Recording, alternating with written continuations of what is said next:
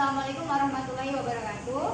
Baiklah, kami di sini dari kelompok 4 ingin mempresentasikan materi korelasi dalam mata kuliah Statistika Pendidikan, di mana kami beranggotakan 3 orang, yaitu saya sendiri, ada Dian Purnamasari, kemudian ada Dinda Permatasari, dan juga ada Gina Lolita.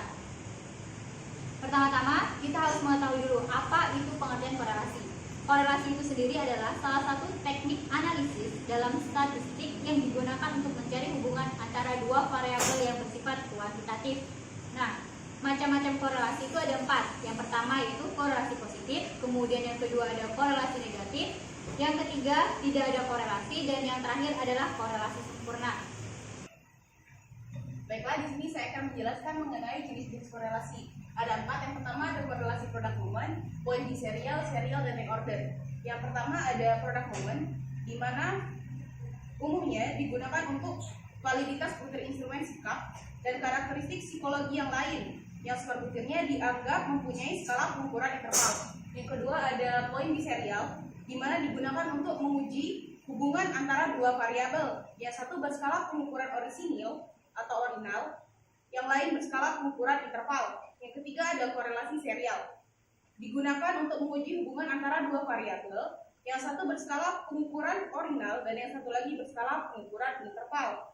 Yang keempat ada korelasi reorder, di mana digunakan apabila data kelompok yang dikorelasikan keduanya mempunyai skala pengukuran yang berjenjang atau data ordinal. Baiklah, di sini saya akan menjelaskan contoh dari perhitungan korelasi product moment. Nah, di sini menggunakan 2 cara. Yang pertama itu dengan cara menghitung standar deviasinya. Nah, di sini langsung saja ke contohnya, yaitu mencari koefisien korelasi antara nilai fisika dan matematika yang diperoleh oleh siswa.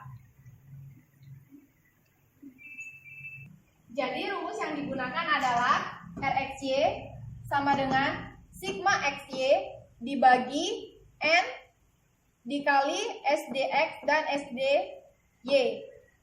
Sigma XY ini adalah perkalian antara nilai X dan Y. N ini adalah jumlah data, SDX ini adalah standar deviasi dari X, dan SDY adalah standar deviasi dari Y.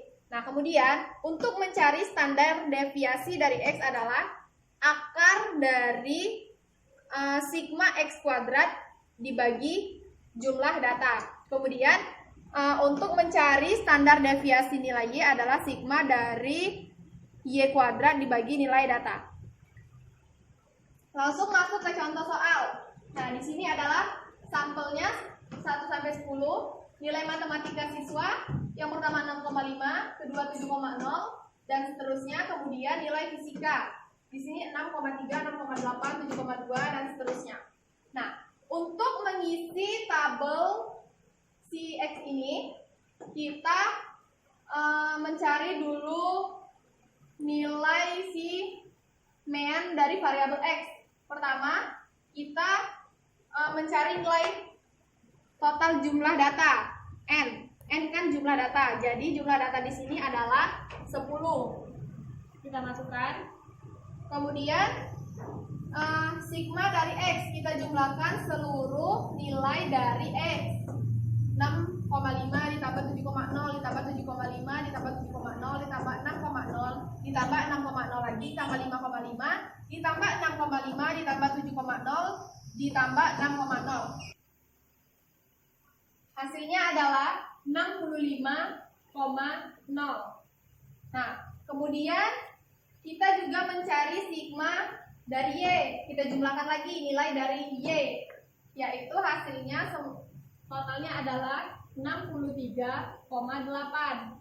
Nah, kemudian kita mencari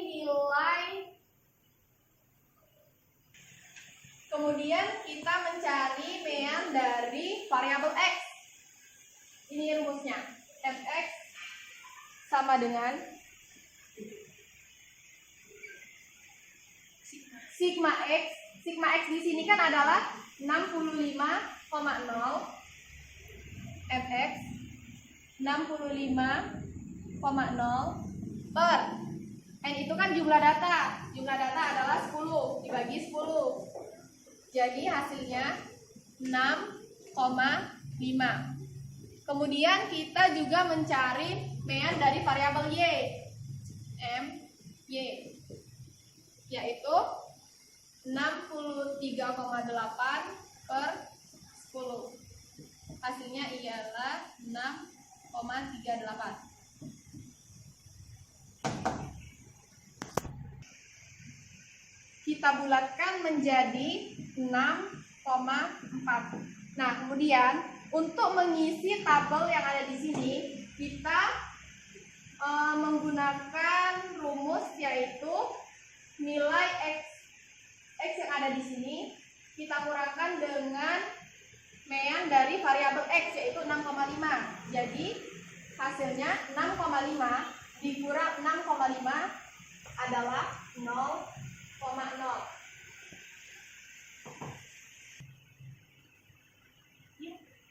Dan seperti itu untuk selanjutnya.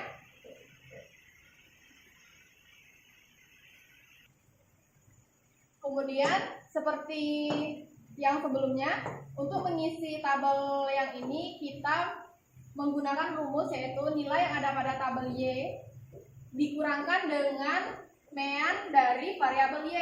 Jadi 6,3 kita kurangkan dengan mean dari ini adalah 6,4. Hasilnya minus 0,1. Minus 1,0.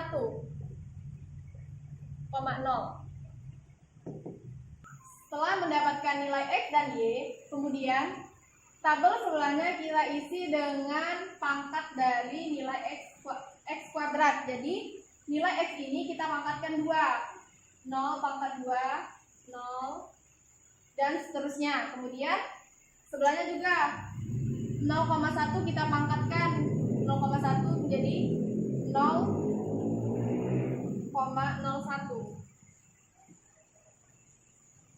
Nah, dan seterusnya sama seperti sebelumnya.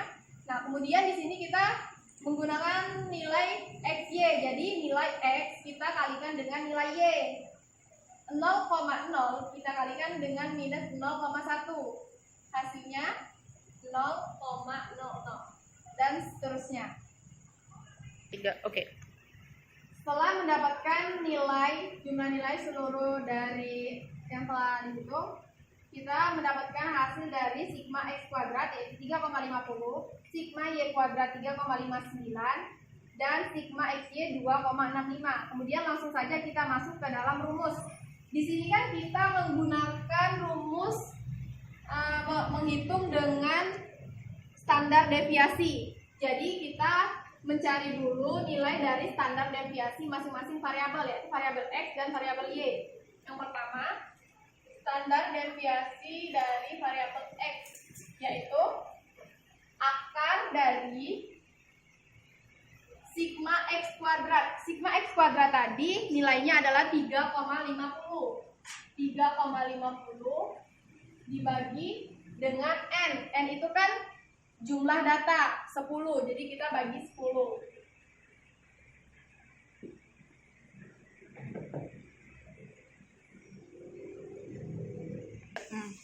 Hasilnya yaitu akar dari 0,35 sama dengan 0,591. Kita bulatkan menjadi 0,6. Kemudian kita mencari standar deviasi dari variabel y. Standar deviasi dari variabel y. Sama seperti sebelumnya, kita lihat nilai dari sigma y kuadrat adalah 3,59. 3,59 dibagi dengan jumlah data yaitu 10 sama dengan akar dari 0,359.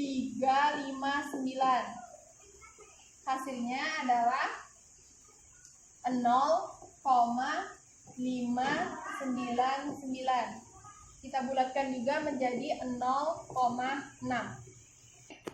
Nah, setelah didapat standar deviasi dari variabel x dan variabel y, langsung saja kita masuk ke dalam rumus untuk menghitung korelasi dan prediksi, yaitu sigma XY. Tadi kan sigma XY-nya adalah 2,65.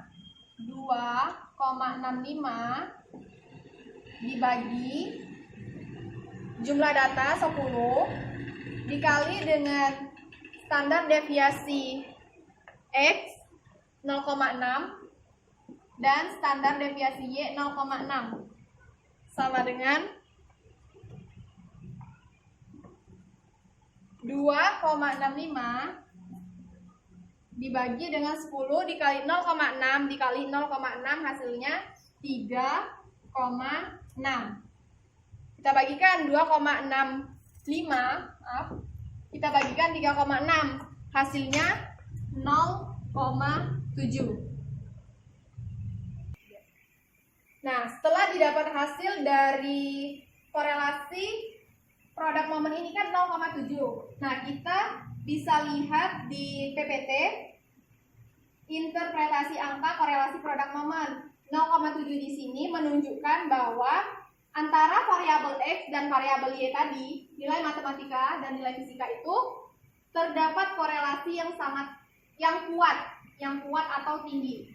Nah, mungkin itu saja penjelasan untuk contoh dari korelasi produk momen dengan perhitungan standar deviasi.